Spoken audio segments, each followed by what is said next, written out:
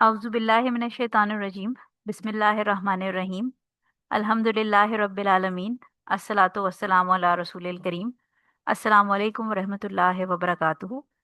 उम्मीद है आप सब खैरियत से होंगे और पिछला सबक एज़ यूजुअल रिवाइज कर लिया होगा। जिन्होंने अभी तक नहीं सुना था, आई होप के इस वीकेंड तक इस क्लास से पहले पहले पिछला वाला लेक्चर सुन के उसके नोट्स बना लिए होंगे आपने।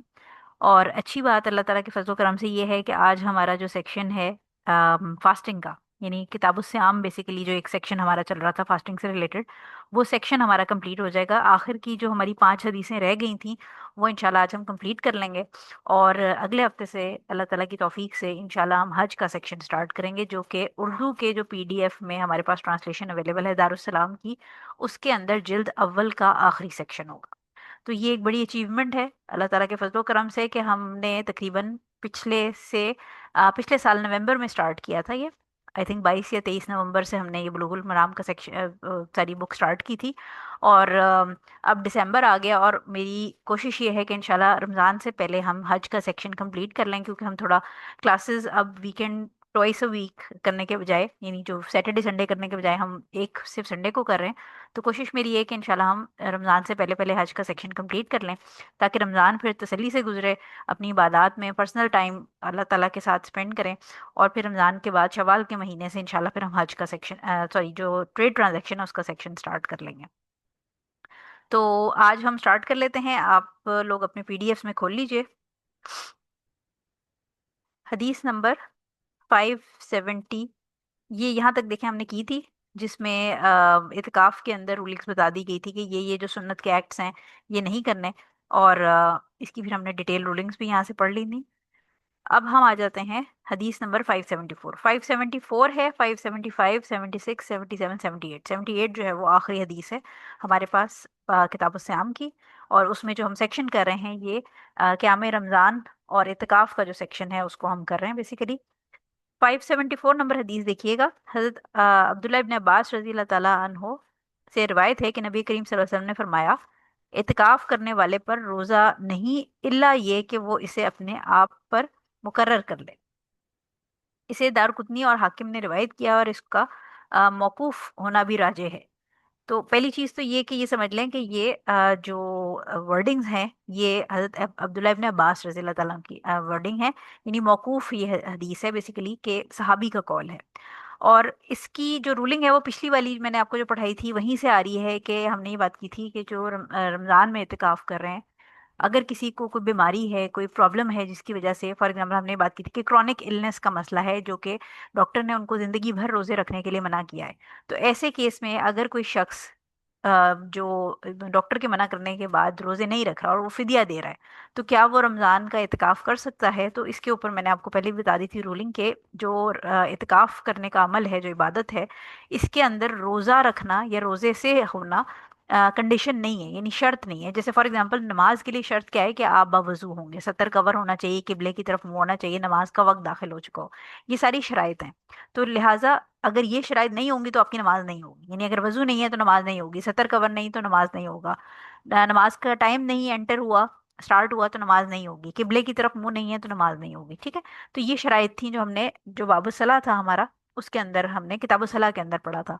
और अब यहाँ पर जो मैं आपको बात बता रही हूँ, या हमने पिछले हदीस में भी जो बात पढ़ी थी, वो ये है कि रोजा रखना जो एतकाफ है उसके लिए शर्त नहीं है। ठीक है। तो लिहाजा अगर कोई शख्स दायमी बीमारी का शिकार है, वो फिदिया दे रहा है, तो वो भी इतिकाफ कर सकता है। और ये पिछली हमने जो पिछली क्लास थी उसके अंदर मैंने आपको एक्सप्लेन कर दिया था। अब यही चीज़ यहाँ पर हज़रत अब्दुल्ला इब्न अब्बास रज़ी अल्लाह ताला अन्हु का जो कॉल है, यानी मौकूफ़ हदीस जो हम देख रहे हैं, इसके अंदर भी ये एक्सप्लेन किया गया है कि उसके लिए ज़रूरी नहीं है। प्लस ये कि इम्पॉर्टेंट आपने बात ये याद रखनी है कि इत्तिकाफ सिर्फ रमज़ान तक नहीं है। अगर कोई शख्स चाहता है कि वो इत्तिकाफ किसी और महीने में करना चाहता है, यानी रमज़ान में तो कर ही रहा है, इत्तिकाफ का मतलब बेसिकली ये है ना कि आप दुनिया से हट जाएं और दुनिया से हट के मस्जिद के अंदर आप अल्लाह ताला की इबादत के साथ अपने आप को मशगूल कर लें, और वो चाहे एक दिन का इतिकाफ कर लें, 2 दिन का कर लें, 3 दिन का कर लें। और जैसे कि हमने ये बात भी की थी, आपको मुख्तलिफ जो ग्रुप के अंदर भी डिस्कशन हुई है, उसके अंदर मैंने ये बात आपको मल्टीपल टाइम बताई कि जो वाव होती है, यानी मन्नत जिसको हम कहते हैं, वो डिस्करेज है इस्लाम के अंदर। क्योंकि डिस्करेज इसलिए है क्योंकि ये किसी भी शख्स की स्टिंजी नेचर को शो करता है, यानी उसकी अल्लाह ताला से बेसिकली वो बिजनेस करने की कोशिश कर रहा होता है एक तरह से, कि अल्लाह ताला आप मेरा ये काम कर देंगे। ये मन्नत के अंदर नॉर्मली सब कॉन्टिनेंट में उसको मन्नत कहा जाता है कि अल्लाह ताला अगर आपने मेरा ये काम कर दिया या मेरा ये काम हो गया, तो मैं इतनी डेगें चढ़ाऊंगा, या मैं 100 नफिल पढ़ूंगी, या मैं 100 रोजे रखूंगी। तो मन्नत जो है इसको इस्लाम में हाईली डिस्करेज, यानी आप समझें कि हुजूर सल्लल्लाहु अलैहि वसल्लम ने इसको एक्सट्रीमली डिसलाइक कंसिडर किया है। और जो वाव है बेसिकली इसके अंदर ये है कि वाव ऑफ ओबीडियंस, यानी अगर आपने मन्नत ओबीडियंस की मांगी है तो फिर तो आप वो पूरी करेंगे, ऑल्दो कि डिसलाइक है, लेकिन अगर आपने ये कहा है कि मैं ये करूंगी और वो काम हो जाता है, तो फिर ओबीडियंस की, यानी जो नेकी के कामों की वाव है वो आप पूरी करेंगे। लेकिन अगर कहीं पर आपने किसी गुमराही की तरफ, कि अगर ये काम हो गया, फॉर एग्जाम्पल अगर किसी ने कहा कि अगर ये वाला काम नहीं हुआ तो मैं नमाज पढ़ना छोड़ दूंगी, ठीक है, अब वो काम नहीं हुआ तो आप नमाज पढ़ना नहीं छोड़ सकते, ठीक है। तो वाव ऑफ डिसोबीडियंस को फॉलो नहीं किया जाता। और जो वाव ऑफ ओबीडियंस है, यानी जो नेकी की तरफ वाव होगी, उसको आपने पूरा करना है, ठीक है। तो और ये बात कि मन्नत को जनरली इस्लाम के अंदर हुजूर सल्लल्लाहु अलैहि वसल्लम ने और ओवरऑल जो सहाबा कराम है उनको भी ये बात पता थी, इसको एक्सट्रीमली डिस्करेज किया है, क्योंकि ये अल्लाह ताला से तिजारत का मामला एक तरह से आप कर रहे हैं। बजाय इसके कि हमें अगर कोई मसला है, हमें कोई चीज़ की ज़रूरत है, तो हम अल्लाह ताला की बारगाह में पहले से ही नफिल अदा करें, और एक्स्ट्रा तहज्जुद पढ़ें और दुआ करें, या हम गरीबों को खाना खिलाएं, या हम सदका खैरात करें, या हम एक्स्ट्रा नवाफिल अदा करें, या मंडे थर्सडे वगैरह के रोज़े रख के हम अपनी दुआ मांगें। बजाय इसके कि हम काम होने से पहले ही अल्लाह ताला के सामने अपनी आजिज़ी शो करें। हम एक बिजनेसमैन की तरह ये कहते हैं कि अगर मेरा ये काम होगा तो मैं ये वाला काम करूंगी, यानी अगर वो काम नहीं हुआ इसका मतलब है कि आप वो काम फिर अल्लाह ताला के लिए जो आपने कहा है कि मैं 10 लोगों को खाना खिलाऊंगी, आप वो नहीं करेंगी। तो ये डिस्करेज इसलिए किया गया है क्योंकि ये बिजनेस डीलिंग वाली सिचुएशन हो जाती है, ठीक हो गया। सो लिहाजा अगर किसी ने इत्तेकाफ की मन्नत मान ली है कि अगर मेरा ये काम हो गया तो मैं, बेशक आप समझें कि वो जिलहज का महीना है, या वो रजब का महीना है, कोई भी और महीना है रमजान के अलावा, और किसी ने मन्नत मान ली कि मेरा ये काम हो गया तो मैं 3 दिन इत्तेकाफ करूंगी या करूंगा, तो उस केस में उसको वो वाव अपनी मन्नत, और उसका काम हो जाता है, तो उसने ऑब्वियसली ये वाव ऑफ ओबीडियंस है, उसने उस मन्नत को पूरा करना है। तो लिहाजा उस उन दिनों में भी ऑब्वियसली, क्योंकि वो रमजान के बाहर है, तो ऑटोमेटिकली एक सेहतमंद बंदा भी रोजा तो नहीं रखता आम टाइम में, अनटिल अनलेस कि वो मंडे थर्सडे वाली फास्टिंग की आदत हो, या जो खवातीन अपने मेकअप कर रही होती हैं रोजे पेंडिंग। तो लिहाजा जो रोजे का ताल्लुक है वो इत्तिकाफ से नहीं है। इत्तिकाफ को परफॉर्म करने के लिए, इस इबादत के लिए रोजेदार होना शर्त नहीं है, ठीक है। और इसकी हमें दलील इससे भी मिलती है कि मैंने आपको बात बताई कि इत्तिकाफ रमजान के अलावा भी हो सकता है, कि हज़रत उमर रजी अल्लाह ताला अन्हों ने ज़माने जहलियत में, यानी जब वो इस्लाम नहीं लाए थे, तो उस वक्त उन्होंने ये बात अपने मन्नत मानी थी कि वो मस्जिदुल हराम के अंदर इतिकाफ करेंगे। और फिर जब मतलब वो इस्लाम ले आए और उन्होंने हुजूर सल्लल्लाहु अलैहि वसल्लम से इस बात का जिक्र किया, तो हुजूर सल्लल्लाहु अलैहि वसल्लम ने उनको कहा कि ये वाव ऑफ ओबीडियंस है, यानी मन्नत जो है जो उन्होंने मानी थी वो ओबीडियंस की थी, एक नेकी की थी। तो लिहाजा हुजूर सल्लल्लाहु अलैहि वसल्लम ने उनको कहा कि तुम अपना इतिकाफ पूरा करो। सो इससे हमें पता चलता है कि जो इतिकाफ है वो रमजान के आउट ऑफ रमजान भी हो सकता है और किया जा सकता है, और उसके अंदर फिर रोजा रखने की कोई शर्त नहीं है, चाहे वो रमजान के अंदर हो चाहे रमजान के बाहर हो। लेकिन ऑब्वियसली जब रमजान में एक हेल्दी इंसान है तो वो तो रोजा रखेगा। लेकिन अगर कोई क्रॉनिक इलनेस वाला पेशेंट है तो वो भी इत्तिकाफ कर सकता है, और रमजान के अलावा अगर कोई इत्तिकाफ करना चाहे तो उसके लिए भी रोजेदार होने की शर्त नहीं है, ठीक हो गया। सो ये हमारी हदीस होगी 574। अगली हदीस पे आ जाते हैं, 575 नंबर। 575 नंबर हमारे पास अब्दुल्ला इब्ने उमर रजी अल्लाह ताला अन्हो से है रिवायत। वो कहते हैं कि नबी करीम सल्लल्लाहु अलैहि वसल्लम के सहाबा रजी अल्लाह ताला अनहुम में से कुछ मर्दों को आखिरी हफ्ते में शब कदर दिखाई गई। तो रसूल सल्लल्लाहु अलैहि वसल्लम ने फरमाया, मैं तुम्हारी ख्वाब को देखता हूँ जो आखिरी हफ्ते में मुवाफिक आया है। अगर कोई इसको तलाश करने वाला हो तो वो आखिरी हफ्ते में इसे तलाश करे। बुखारी और मुस्लिम की हदीस है। अच्छा, अब ये जो हदीस है इससे आगे जो हमारी 575, 6, 7 और 8 हैं, ये प्राइमरीली बल्कि 5, 6, 7 तक जो है वो हमारी शब कदर से रिलेटेड है, और जो 8th नंबर है वो फिर विजिटिंग मॉस्क से रिलेटेड है, जो कि मैं आपको फिर जब हम पहुंचेंगे तो मैं आपको बताती हूँ। अच्छा, अब ये जो हदीसें हैं, जो आगे तीन हैं, ये शब कदर के बारे में डिस्कशन हो रही है। और शब कदर हम सबको पता है कि शब कदर क्या है। शब कदर के ऊपर बकायदा पूरी जो सूरह कदर है वो नाजिल की गई, जिसके अंदर बताया गया कि ये वो रात है जिसमें कुरान नाजिल किया गया। और ये वो रात है जिसमें जो किस्मतों का फैसला होता है।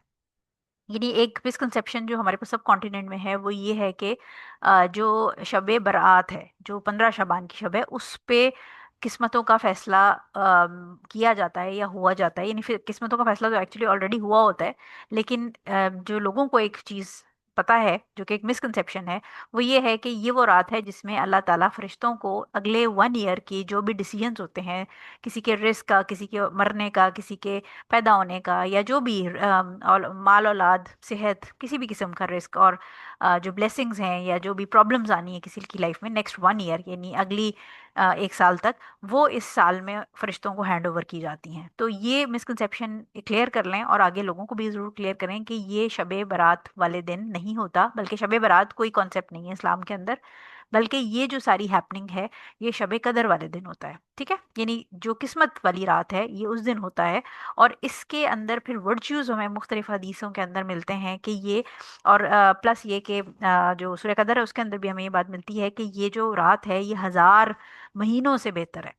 1000 महीनों को अगर आप अप्रोक्सीमेटली कन्वर्ट करें 12 से डिवाइड करके, तो 83 ईयर्स तकरीबन बनते हैं। यानी इस रात की इबादत जो की जाएगी वो 83 ईयर्स की इबादत से बेहतर।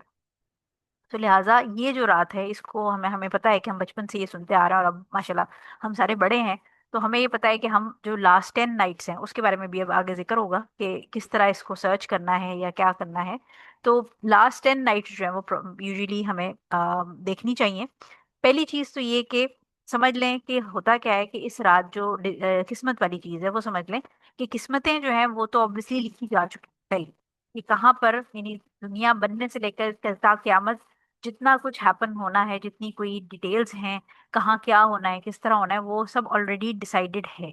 लेकिन इसमें होता यह है कि अल्लाह ताला इस जो, जैसे लेट्स अज्यूम कि इस साल जो शब कदर हुई होगी, उसमें अल्लाह ताला ने फरिश्तों को जो भी रिलेटेड, जैसे होते हैं ना आपके प्राइम मिनिस्टर आगे डेजिग्नेट करते हैं, तो जो भी अल्लाह ताला ने काम जो जिन जिन फरिश्तों का जो भी काम होगा उनको नेक्स्ट 1 ईयर यानी अगली शब कदर जो फरवरी में या फरवरी में रमजान इंशाल्लाह स्टार्ट होगा अगला, तो मार्च में हमारे पास ईद से पहले वो 10 डेज वाली जो टाइम आएगा, तो इस साल की शब कदर से लेकर जो अगले साल की शब कदर आएगी तब तक के जो भी बच्चे पैदा होने होंगे, जो भी जिनका इंतकाल होना होगा, किसी की बीमारी होगी, किसी की शादी होनी होगी, किसी की डिवोर्स होनी होगी, कितना रिस्क आना है, कितनी बारिश आनी है, कितनी क्या चीजें आनी है, ये सारी चीजें कहाँ पर कितना, यानी आप सोचेंगे कि किसान की कितनी फसल उगनी है, ये सारी चीजें नेक्स्ट 1 ईयर की जो डिसीजन है वो अल्लाह ताला ने फरिश्तों को हैंड ओवर किया। तो वो 1 साल का पूरा जो डेटा होता है वो हैंड ओवर किया जाता है इस रात को। पहली चीज तो ये समझ लें, इसके अंदर रूलिंग्स हमें जो समझ आ रही है। अब हुआ ये कि ये जो हदीस है इसको मैं इंग्लिश में भी पढ़ लेती हूँ क्योंकि उर्दू के अंदर कुछ मुश्किल अल्फाज थे। कि some of the companions of prophet peace be upon him were shown in their dream that the night of Qadr was in the last 7 nights of Ramzan. यानी हुजूर सल्लल्लाहु अलैहि वसल्लम के कुछ सहाबा कराम जो थे, उनको उन्होंने ख्वाब में देखा, और सबने ख्वाब में देखा कि जो शब कदर है वो लास्ट 7 नाइट्स यानी आखिरी 7 रातों के अंदर उन्होंने देखा ख्वाब के अंदर। और messenger of Allah peace be upon him said to them, it seems that all of your dreams agree that the night of Qadr in the last 7 nights and whoever wants to seek that night do so in the last 7 nights of Ramzan. यानी इस हदीस के अंदर हमें ये पता चल रहा है कि जो सहाबा कराम थे उन्होंने देखा ख्वाब में कि एक जैसा ही ख्वाब देखा कि लास्ट 7 नाइट्स के अंदर शब कदर है, और हुजूर सल्लल्लाहु अलैहि वसल्लम ने उनकी जो जो ख्वाब थे उसको एग्री किया, यानी उसको अफर्म किया। अब सवाल ये है कि शब कदर इतनी इंपॉर्टेंट रात है तो अल्लाह ताला ने हमें इसका एग्जैक्ट टाइम क्यों नहीं बता दिया। उसकी रीज़न ये है कि इंसान जो है वो, आप समझे, बड़े शॉर्टकट की तलाश में रहता है। हर चीज़ के अंदर हम शॉर्टकट चाहते हैं, इबादत के अंदर शॉर्टकट चाहते हैं, हम नौकरी के अंदर कोई किसी किस्म का भी कोई काम हो जिसमें एफर्ट करनी हो तो हम चाहते हैं कि हमें कोई उसका चीट कोड मिल जाए या कोई चीट शीट मिल जाए। लेकिन शब कदर के मामले में अल्लाह ताला ने हमें वो रात इसलिए नहीं बताई बिकॉज अल्लाह ताला एक तो पहली बात ये है कि जब हम दुआ मांगते हैं और हम अल्लाह ताला से चीज़ें मांगते हैं तो अल्लाह ताला को पसंद है कि मेरी जो मखलूक है, जो मेरे बंदे हैं, वो मुझसे मांगे ताकि मैं उनको दूं। क्योंकि हमने तहज्जुद की जो नमाज है उसके बारे में भी ये बात पढ़ी है कि तहज्जुद के टाइम पे अल्लाह ताला डेली लोग पूछता है कि कोई है जिसको कोई चीज़ चाहिए और मैं उसको वो चीज़ दूं। सो ये कि नाइट ना डिक्लेयर करने में एक रीज़न ये है कि जो बंदे हैं वो सर्च करें उस नाइट को, यानी बजाय इसके कि बता दी जाती कि 23वीं रात है या 27वीं है या 26वीं है, और उसी रात को बस आप मुसल्ला लेके बैठ जाते और पूरी रात इबादत करते और आगे पीछे कोई ध्यान ना होता इबादत में। तो जो इंक्रीज ऑफ इबादत है वो हमारे लिए बेनिफिशियल है, क्योंकि अल्लाह ताला को हमारी इबादत की जरूरत नहीं, बेसिकली हमें अल्लाह ताला की इबादत करने की जरूरत है। तो लिहाजा इसलिए इसको छुपाया गया, इस रात को नहीं हमें बताया गया कि किस रात पे, यानी एग्जैक्ट क्या डेट है जिसके ऊपर शब कदर है, ताकि हम एफर्ट करें, और एफर्ट ऑब्वियसली जो करता है उसको फिर वो चीज़ मिल भी जाती है।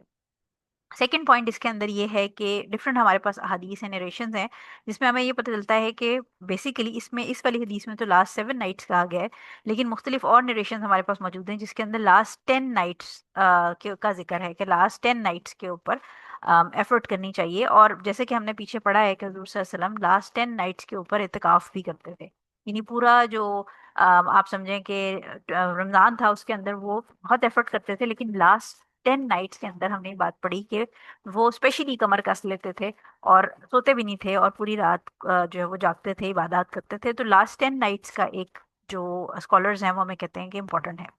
अब ये चीज़ जो है वो समझनी ज़रूरी है कि यहाँ पर जब आप इस हदीस को समझते हैं तो लास्ट 7 नाइट्स का इस हदीस में जिक्र किया गया है।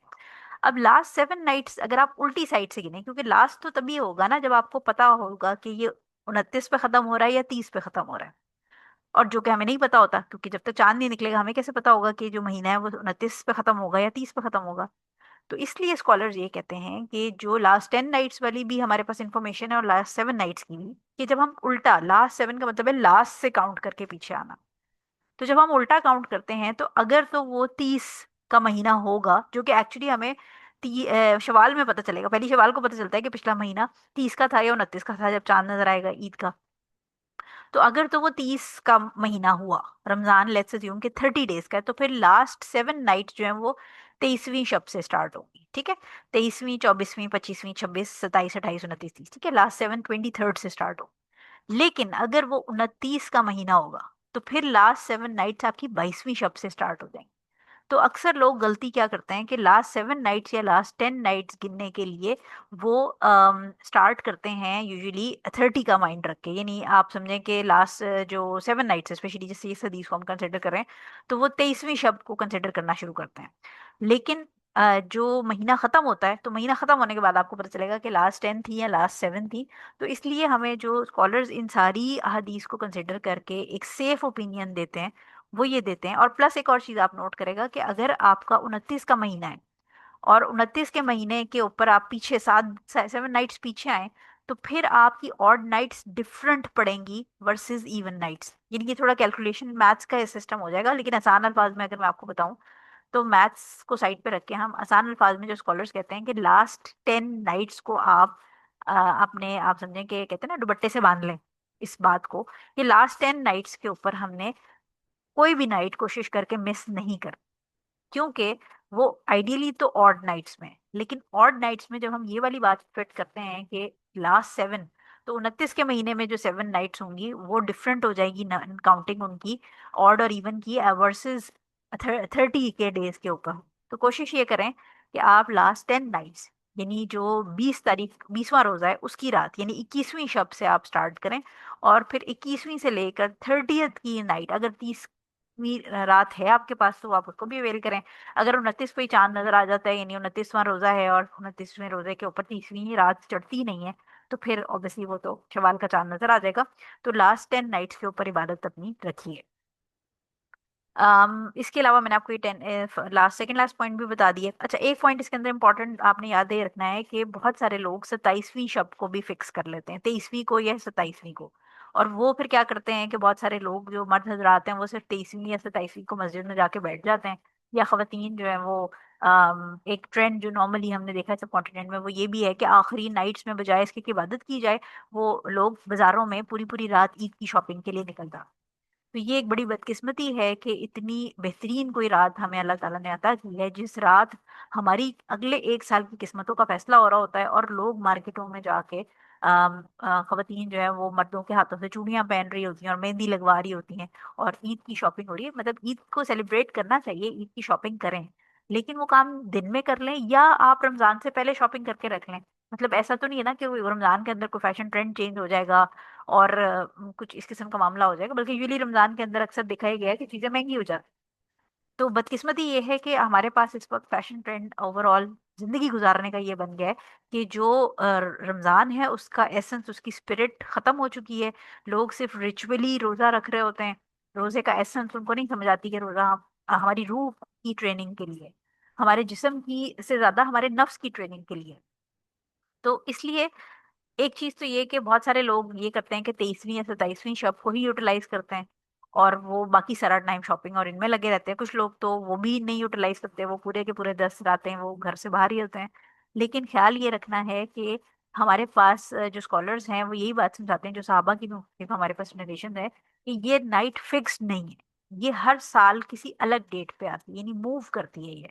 तो ऐसा नहीं है कि 27वीं शब को ही हर साल, या 23वीं या 25वीं को ही हर साल शब कदर होगी, ये लास्ट 10 नाइट्स के अंदर मूव करती। ठीक है, तो इसलिए इसको फिक्स समझ के सिर्फ 27वीं को मस्जिद में जाके ना बैठें या मुसल्ला ना बिछाएं, बल्कि लास्ट 10 नाइट्स के अंदर maximum to the best of your ability, यानी ये बिल्कुल ऐसे है जैसे आपका कोई जैकपॉट लगना हो और उसके लिए, या आपका कोई बहुत ही बड़ा जबरदस्त किस्म का इम्तिहान हो और उसको आपको हो कि मैंने इसको पढ़ना है और पढ़ के मैंने इस इम्तिहान को क्लियर करना है। तो उसके लिए आप दिन रात मेहनत करेंगे, दिन रात आप जाग के उस इम्तिहान की तैयारी करेंगे। बिल्कुल इसी तरह ये लास्ट 10 नाइट्स जो हैं इनको आप कोशिश करें कि जितना आपका जिस्म आपकी सेहत इजाजत देती है आप उतना इसमें इबादत करें। और कुछ लोग ऐसे भी हैं जो जैसे पीरियड्स हो जाते हैं, खवातीन को बड़ी परेशान होती है। तो ऐसा नहीं है कि पीरियड्स हो जाएंगे, देखें अगर पीरियड्स में आप नमाज नहीं पढ़ रहे तो ये भी ओबीडियंस टुवर्ड्स अल्लाह है, क्योंकि अल्लाह ने मना किया है तो इसलिए आप नमाज, तो उस केस में आप अज़कार पढ़ सकती हैं, आप तस्बीहात पढ़ सकती हैं मुख्तलिफ। इसके अलावा आप फ़ोन या मोबाइल से, फ़ोन से या लैपटॉप के ऊपर या आईपैड के ऊपर आप कुरान पढ़ सकती हैं। ठीक है, कोई नेकी के काम कर सकती हैं, सदका खैरात कर सकती हैं, चैरिटी कर सकती हैं।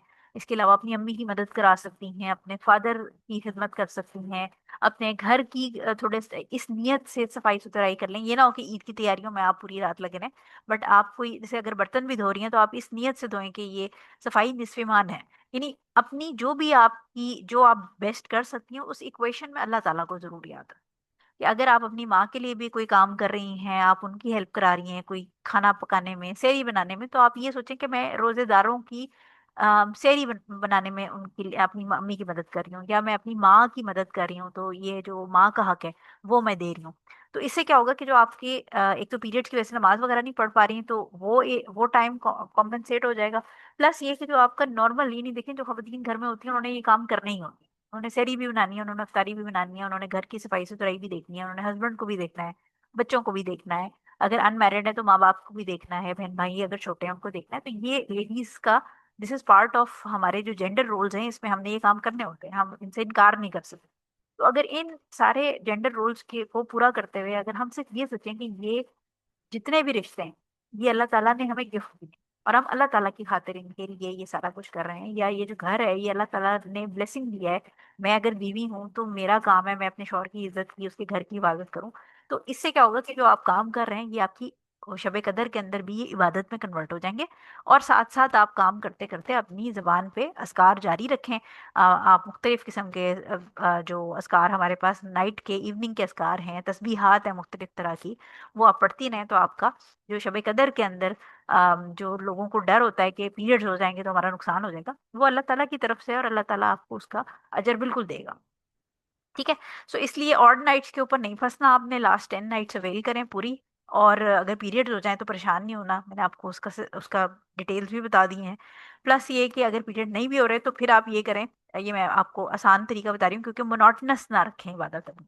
अक्सर इस तरह होता है कि क्योंकि शुरू में बड़ा हम जो 21वीं या 22वीं शब होती है तब तक एनर्जी लेवल हाई होता है, लेकिन आहिस्ता आहिस्ता आहिस्ता क्योंकि घर के काम और बाकी चीज़ें भी बढ़ रही होती हैं, तो इसलिए जो बॉडी है वो थकने लग जाती है। तो कोशिश ये करें कि जैसे अगर आपने घंटा जो है वो नफिल नवाफिल पढ़े हैं, तो फिर आधा एक घंटा आप कुरान पढ़ लें। फिर बीच में आप थोड़ा सा किचन में जाके चाय बना लें, कोई थोड़ा कुछ खा पी लें, और साथ में अज़कार अपनी ज़बान पे जारी रखें। तो उससे क्या होगा कि जब आपकी इबादत एक ही मोड में ना करें, ताकि आपकी जिस्म थक ना जाए। अक्सर इस तरह होता है कि क़याम अगर जो एजड खवातीन है वो बहुत देर तक अगर खड़े होकर करें तो घुटनों में दर्द हो जाती है। तो उसमें फिर आप ये कर सकते हैं कि एक रकात खड़े होकर पढ़ लें, अगर आपको पता है कि घुटनों का मसला है। एक रकात खड़े होकर पढ़ें, दो दो करके नफिल पढ़ने हैं तो एक रकात बैठ के पढ़ लें। फिर दोबारा सलाम फिर के अगली रकात फिर खड़े होकर पढ़ लें। तो आपने अपने आप को शुरू की रातों में थका नहीं लेना, क्योंकि हो सकता है कि शब कदर 29वीं शब को हो। तो अगर आप 29वीं तक पहुंचते पहुंचते ड्रेन हो गए तो फिर आप 29वीं को मिस ना कर जाएं। लिहाजा अपने आप को पहले से प्लान रखें, आपने किस तरह मैनेज करना है। अपने जिस्म की हालत देखें कि तबीयत किस चीज़ की ज़्यादा इजाज़त देती है। अगर एजेड हैं, खड़े होके बिल्कुल ही नहीं पढ़े जा सकती, तो बैठ के नवाफिल आप बैठ के पढ़ लें, अल्लाह ताला जानता है आपकी सेहत का मामला। और अगर पीरियड्स हो रहे हैं तो उसको भी पहले से प्लान कर लें। इसके अलावा अगर कोई घर के अंदर मेहमान वगैरह आने हैं तो कोशिश करके उसके लिए भी पहले प्लानिंग कर लें, दिन के टाइम में तैयारी करके, और रात को 10:30-11 बजे तक जो भी आपकी दावत है या कोई चीज़ है उसको वाइंड अप कर लें, ताकि आपकी रात ना मिस हो। ठीक है, तो चीज़ों को पहले से प्लान कर लें ताकि आपकी शब कदर मिस ना हो। तो ये हमारी हो गई 575 नंबर। 576 नंबर हदीस। आई होप कि आपको हदीस पिछली वाली समझ आ गई कि लास्ट 7 नाइट्स के अंदर उसमें कहा गया है, लेकिन क्योंकि हमारे पास और डिटेल्स मौजूद हैं 10 नाइट्स की, तो आपने 10 नाइट्स को ही टारगेट करना है।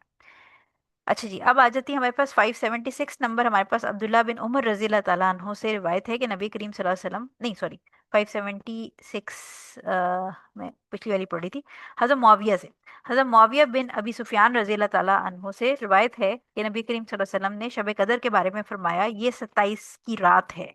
अबू दाऊद की ये हदीस है, और इस हदीस का मौकूफ होना ज़्यादा राजे है। ठीक है, यानी ये भी मौकूफ ही है, ये मुआविया इब्ने अबी सुफियान रजी अल्लाह ताला अन्हु का कॉल है। और जो हाफिज इब्ने हजर रहीम रहमतुल्लाह अलैह हैं, वो कहते हैं कि शब कदर की तयन में इख्तलाफ किया गया है।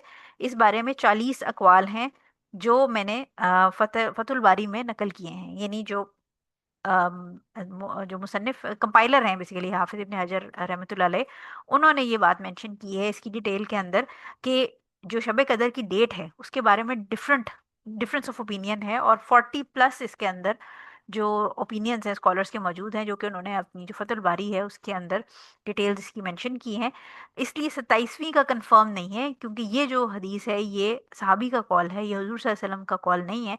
इसलिए वही बात जो मैं आपको दोबारा कह रही हूँ कि 27th की जो रात है उसको फिक्स नहीं करना आपने, और ये नहीं सोचना 27 को मिस भी नहीं करना और फिक्स भी नहीं करना।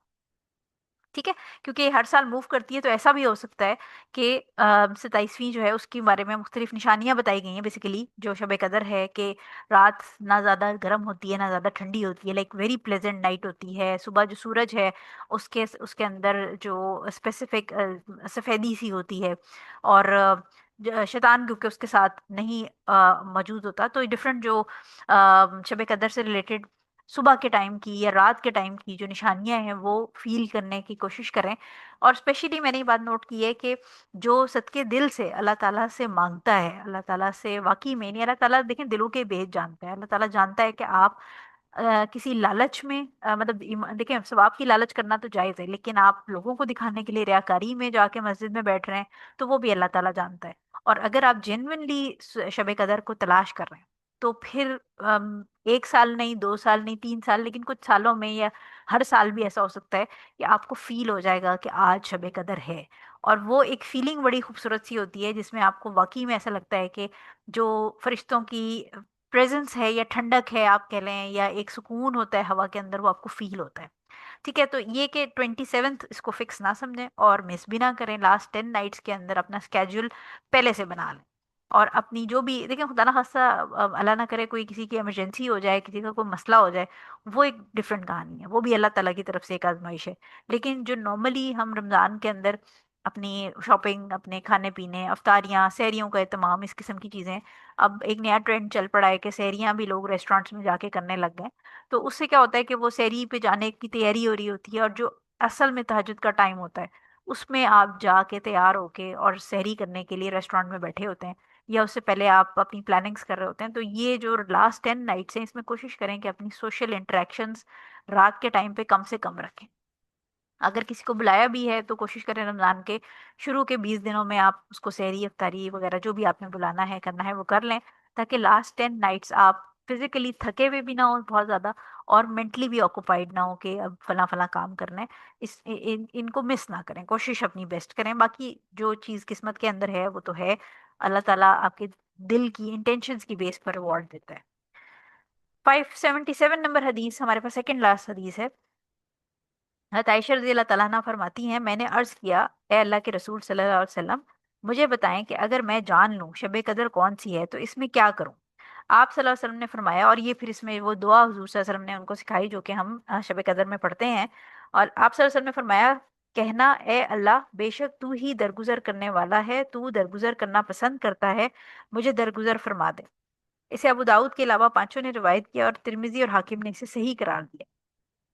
ठीक है, तो ये जो दुआ है ये शब कदर की दुआ है, और कसरत से हमें मांगनी चाहिए अल्लाह ताला से सबसे ज़्यादा, क्योंकि अल्लाह ताला से माफ़ी मिल जाए। देखिए, हम में से कोई भी फरिश्ता नहीं है, हम सारे गुनाहगार लोग हैं, कोई ज़्यादा गुनाहगार है कोई कम है, लेकिन अपने आप का जो नफ्स होता है, आपको अपने दिल में, हर शख्स को, मुझे पता है आपको पता है कि हमसे जो जाने अनजाने में बहुत सारे गुनाह सरजद होते हैं। तो शब कदर जो है वो एक रात है जिसके अंदर कसरत से हमें अल्लाह ताला से माफ़ी मांगनी चाहिए अपने गुनाहों की, क्योंकि ये वो रात है जिसके अंदर हमारी जिंदगी और मौत का जो है फैसला, यानी जो आप समझें कि जो एक लिस्ट होती होगी, जो एंजल ऑफ डेथ है उनको हैंड ओवर होती होगी कि इस एक साल के अंदर फला फला फला शख्स को इतने बज के इतने मिनट पे इस हालत में फला जगह से उठा लेना, यानी ऑब्वियसली उसकी रूह कब्ज कर लेना, वो हैंड ओवर होती है।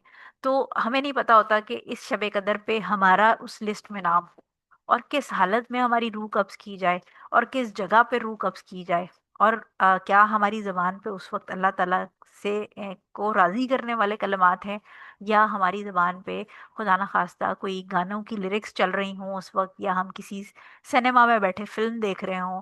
तो इस किस्म की जो सारी चीज़ें हैं वो इस रात को हैंड ओवर होती हैं। तो हमें डरना चाहिए अपने आखिरी वक्त से, अपने हालात से, और उस हालत में रूह कब्ज होने से कि हम खुदा ना खास्ता अल्लाह ताला की नाफरमानी में मसरूफ़ हों। तो ये बड़ी इंपॉर्टेंट रात है, और इसके अंदर माफ़ी मांगना बहुत ज़रूरी है, ताकि अल्लाह ताला हमें अच्छे हालात के अंदर हमारी रूह कब्ज करे। ठीक है, तो एक तो ये कि इस रात की हमें इस दुआ से पता चलता है कि वर्च्यूज फजीलत के अंदर एक ये भी है कि हद से ज़्यादा दुआ करना, सिर्फ इस माफ़ी के लिए नहीं, अपनी बाकी सेहत के लिए, अपने दुनिया और आखिरत के लिए, अपने अहलो याल के लिए, जो मोमिनीन और जो मोमिन औरतें और मोमिन मर्द इंतकाल कर चुके हैं उनको अजाब कब्र से बचाने के लिए, उन सब चीज़ों के लिए दुआ करें। क्योंकि हमें ये भी पता है कि जब हम किसी और के लिए दुआ करते हैं तो फरिश्ते उस दुआ पे एक आसान अल्फाज में जैसे सेम टू यू भी कहते हैं, आमीन कहते हैं, और वो हमारे लिए भी वही दुआ करते हैं। तो इस रात दुआ की फजीलत बहुत ज़्यादा है, और इस रात क्योंकि इतने फरिश्ते ज़मीन पे आ जाते हैं, आप सोचें इतने फरिश्ते होते हैं, और हज़रत जिब्रील जो अलैहिस्सलाम है वो भी ज़मीन पे आते हैं। तो आप सोचें कि अगर हम इस रात में बेहतरीन दुआएं अपने लिए और अपने इर्द गिर्द अपने तमाम मोमिन मोमिन मर्द औरतों के लिए, अपने रिश्तेदारों के लिए, अपने बच्चों के लिए, अपने बाकी मुसलमान बहन भाई, फ़लस्तीन के, कश्मीर के, और बाकी जितने सूडान के, जहाँ जहाँ मुसलमानों पे जुल्म हो रहा है, उन सब के लिए दुआ करेंगे, उनके लिए आफियत खैरियत मांगेंगे, उनके लिए दरगुजर अल्लाह ताला से मांगेंगे, तो फरिश्ते वही दुआएं हमारे लिए मांगेंगे, इतने सारे फरिश्ते। तो बड़े वर्च्यूज हैं इस रात के। और आप ये सोचें कि हजरत हुजूर सल्लल्लाहु अलैहि वसल्लम हजरत आयशा रजी अल्लाह ताला अन्हा को अगर ये बात सिखा रहे हैं कि माफ़ी मांगनी, यानी एक हज़रत आयशा रज़ी अल्लाह ताला अन्हा का जो मकाम है वो हम में से किसी से छुपा हुआ नहीं है। तो अगर उनको ये दुआ सिखाई जा रही है तो मेरी और आपकी क्या हैसियत है, मतलब लिटरली हमें तो शायद ज़बान रुके बगैर ही ये दुआ मांगते रहनी चाहिए। क्योंकि सहाबा कराम के तो हम आप सब समझें कि जितने मर्जी हम नेक हो जाए, हम उनके लेवल पे आ ही नहीं सकते कभी, क्योंकि वो जो ईमान का लेवल था वो शायद हमने कभी इमेजिन ही नहीं किया अपने लिए। तो इसलिए ये बात याद रखिएगा कि ये क्योंकि 1000 रातों 1000 महीनों से बेहतर है, कोशिश ये करें कि जो भी इस रात में इबादत करें वो ऐसी हो कि, क्योंकि उसका सवाब इस तरह है जैसे आपने 83 ईयर्स वो इबादत की। यानी अगर आपने नफिल पढ़े हैं इस रात को, तो उस रात की अगर आपका वो जैकपॉट हिट कर गया, यानी उस रात शब कदर है, तो ये ऐसे है जैसे आपने 83 ईयर्स तक नवाफिल पढ़े हैं हर रात। इसी तरह अगर इस रात आप चैरिटी करते हैं, सदका देते हैं, कोई खैरात करते हैं, किसी को खाना खिलाते हैं, किसी गरीब को कोई अ, सर्दियां हैं तो कोई कपड़े देते हैं, जो कुछ भी करते हैं, तो इस रात अगर आपको वो शब कदर मिल जाती है तो ये बिल्कुल ऐसे है जैसे आपने 83 नाइट्स तक वो चैरिटी की है।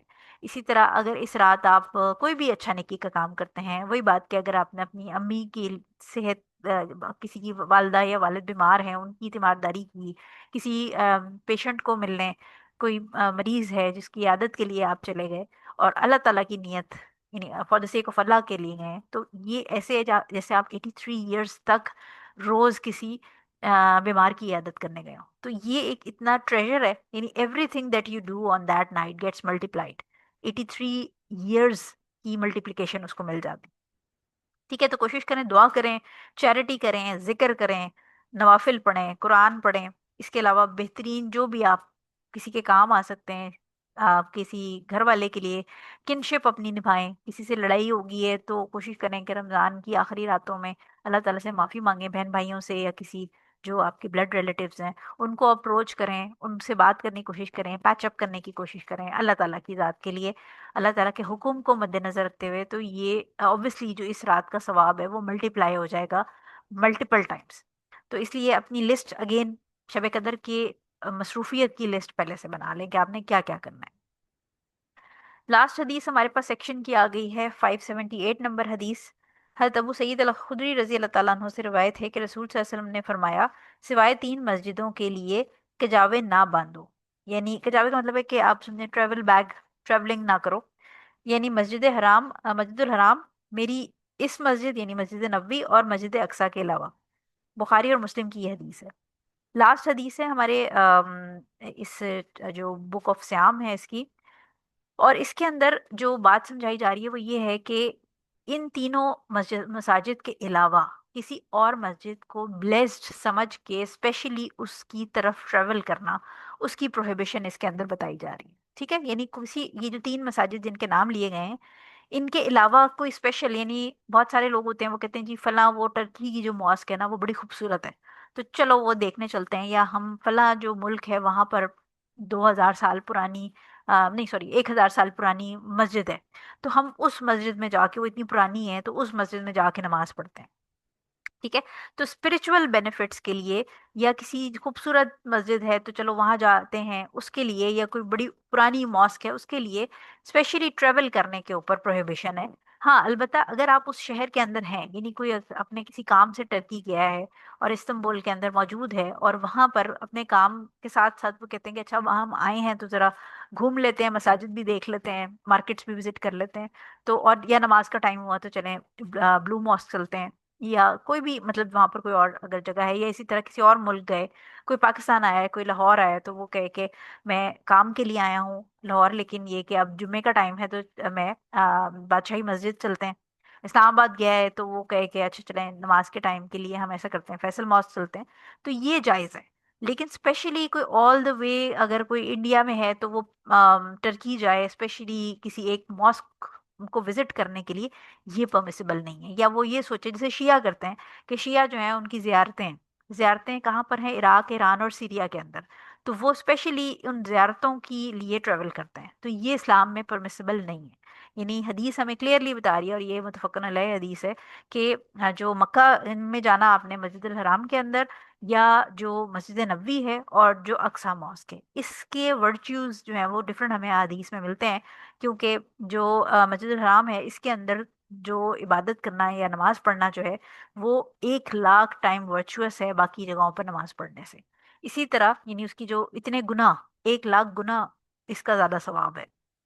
ठीक है, इसी तरह मस्जिद नबी में नमाज पढ़ना 1000 टाइम्स बेटर है बाकी किसी और जगह पे नमाज पढ़ने से, और मस्जिद अक्सा में नमाज पढ़ना 500 गुना बेहतर है किसी और जगह नमाज पढ़ने से। तो जो वर्च्यूज हैं वो क्योंकि हमें बाकी और हदीसों से मिलते हैं, और इस हदीस में स्पेसिफिकली बताया जा रहा है कि इन 3 मसाजिद में इनकी फजीलत और इनके यहाँ पर विजिट करना for the sake of spiritual benefit, कि यहाँ पर इसके जो मुख्तलिफ फ़वाइद हैं या फजीलत है नमाज यहाँ पढ़ने की, इसके अलावा किसी और मस्जिद में स्पेशली ट्रेवल करके जाके वहाँ पर नमाज पढ़ना ये मुसलमानों के लिए परमिसिबल नहीं है, फॉरबिडन है।